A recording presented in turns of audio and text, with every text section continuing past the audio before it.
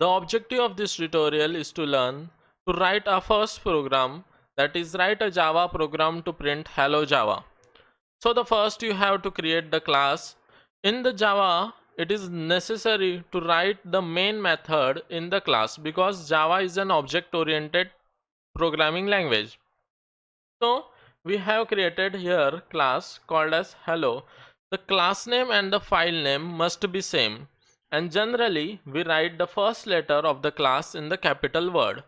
So then we have to create a main method, that is public static void main string args. About string args I will talk later on.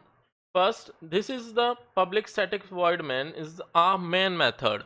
In if you have done some coding in C or C++, you have created the void main in that and write the main functioning in that void main.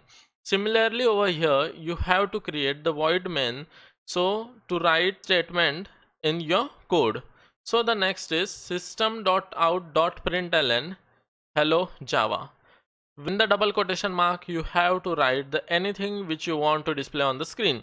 Here I have write the hello Java because that is our objective of this program. So our output is hello Java. So why we have to write the public static void main class? So we will now study it.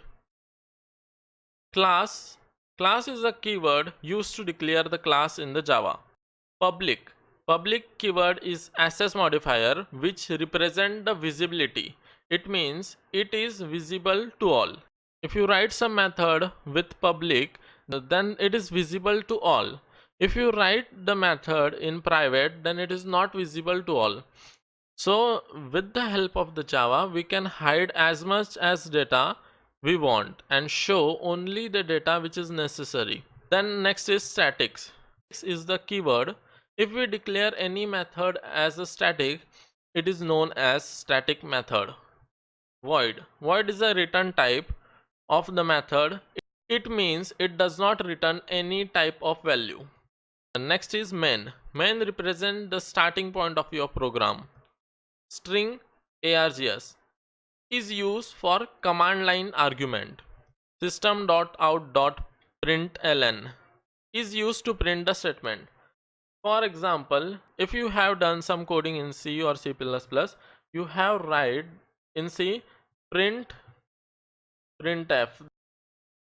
and in CPP cout. In the Java you have to write system.out.println.